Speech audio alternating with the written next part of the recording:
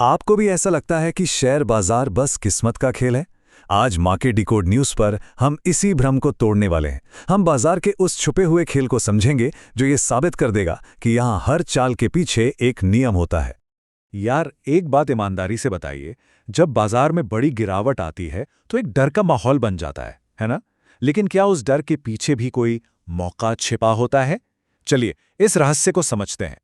सोचिए, बाजार 20% गिर गया है। आपका अगला कदम क्या होगा?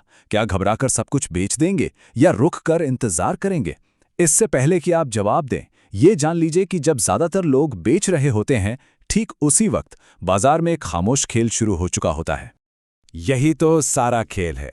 एक तरफ ज्यादातर स्टॉक्स गिर रहे होते हैं, लोग पैनिक में होते हैं, और दूसरी तरफ कुछ स्टॉक्स चुपचाप 50 से 60% ऊपर जा रहे होते हैं। ऐसा क्यों? क्या ये सिर्फ किस्मत है या कोई इनसाइडर न्यूज? नहीं दोस्तों, ये ना तो किस्मत है और ना ही कोई अंदर की खबर। इसका एक नाम है सेक्टर रोटेशन। सिंपल भाषा में कहें तो ये बाजार में पैसों का एक सेक्टर से दूसरे सेक्टर में जाना है। और ये कोई तुक्का नहीं है, बल्कि इकोनॉमी के साइकिल के आधार पर एक तय पैटर्न में होता है। तो ठीक है, चलिए इसमें और गहराई से उतरते हैं। अब हम ये समझेंगे कि ये पैसा असल में एक सेक्टर से दूसरे सेक्टर में घूमता कैसे है और कौन है वो बड़े खिलाड़ी जो इस पूरे फ्लो को कंट्रोल करता है। इसे समझने के लिए बाजार को एक बड़े शहर की तरह सोचिए। हर सेक्टर एक मोहल्ला है। जब आईटी सेक्टर में तेजी आती है तो समझ लीजिए उस मोहल्ले में डिमांड बढ़ गई है, कीमतें ऊपर जा रही हैं। और जब पैसा वहां से निकलकर बैंकिंग सेक्टर में जाता है तो मतलब लोग एक नए उभरते हुए मोहल्ले में अगला मौका ढूंढ रहे हैं। तो फिर असली सवाल ये है कि इतना सारा पैसा एक सेक्टर से दूसरे में ले कौन जा रहा है? क्या हम और आप जैसे रिटेल निवेशक? नहीं, ये गेम चलाते हैं बड़े खिलाड़ी, यानी म्यूचुअल फंड्स, फॉरेन इन्वेस्टर्स और बड़ी इंश्योरेंस कंपनियां।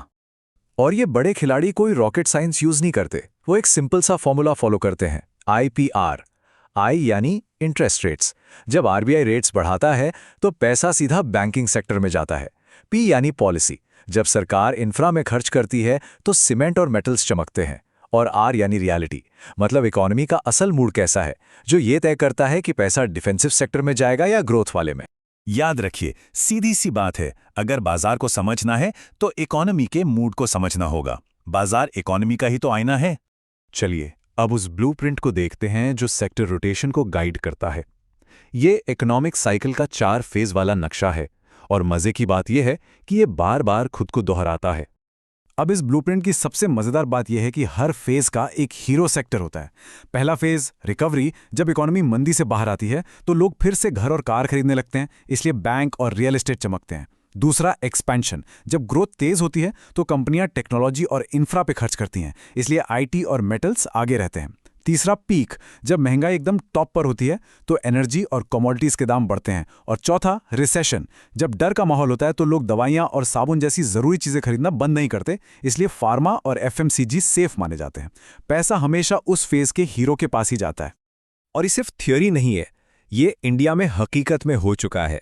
2020 में जब कोविड की वजह से बाजार क्रैश हुआ तब फार्मा और आईटी सेक्टर में 60 से 80% की रैली आई।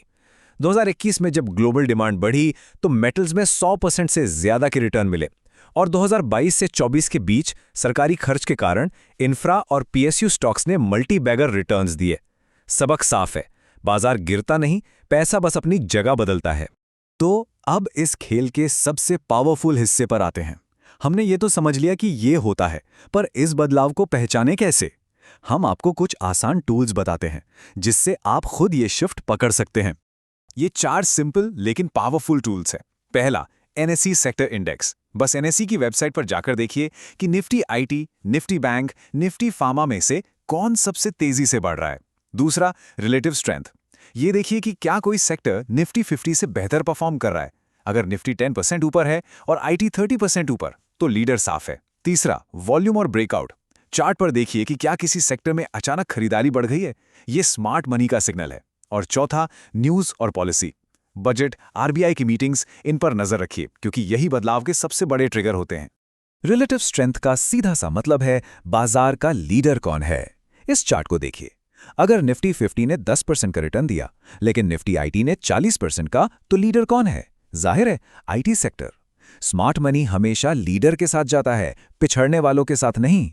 अब जब इतनी जानकारी मिल गई है तो इसे एक सिंपल और असरदार स्ट्रैटेजी में कैसे बदलें? चलिए कंफ्यूजन को दूर करते हैं और एक साफ सुथरे फ्रेमवर्क पर फोकस करते हैं जिसे आप इस्तेमाल कर सकते हैं। ये है सिंपल SSE फ्रेमवर्क। पहला S स्ट्रॉन्ग सेक्टर, उन 4 टूल्स का इस्तेमाल करके सबसे मजबूत सेक्टर चुनें। दूसरा S स्ट्रॉन्ग स्टॉक, उस सेक्टर के अंदर भी सबसे मजबूत स्टॉक चुनें, ना कि सबसे सस्ता। और E एंट्री टाइमिंग, जब स्टॉक एक इंपॉर्टेंट लेवल को तोड़ता है तब एंट्री लें और हमेशा एक स्टॉप लॉस लगाएं। याद रखिए, गोल्डन रूल है, पहले अपनी कैपिटल बचाएं, प्रॉफिट अपने आप आएगा। और हाँ, कुछ आम गलतियों से बचना भी जरूरी है, जैसे पुरानी न्यूज़ देखकर लेट एंट्री लेना, मैक्रो इकोनॉमिक पिक्चर यानी IPR फ्रेमवर्क को इग्नोर करना और हर हफ्ते एक नए सेक्टर के पीछे भागना।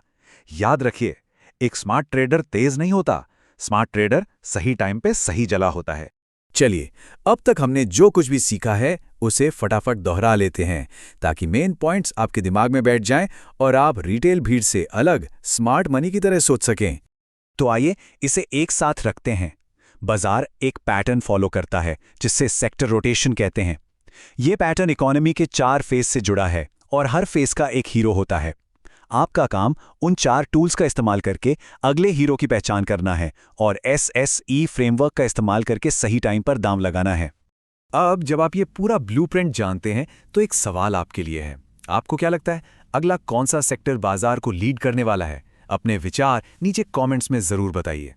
दोस्तों, याद रखिए, बाजार में पैसा बनाना उतना मुश्किल नहीं है जितना कि गलत टाइम पर गलत सेक्टर में खड़े रहना। सेक्टर रोटेशन आपको सही जगह दिखाता है। अगर आपको ये प्रैक्टिकल एनालिसिस पसंद आया तो मार्केट डिकोड न्यूज़ को सब्सक्राइब करना ना भूलें। तब तक स्मार्ट ट्रेड करें, इन्फॉर्म्ड रहें और सीखते रहें।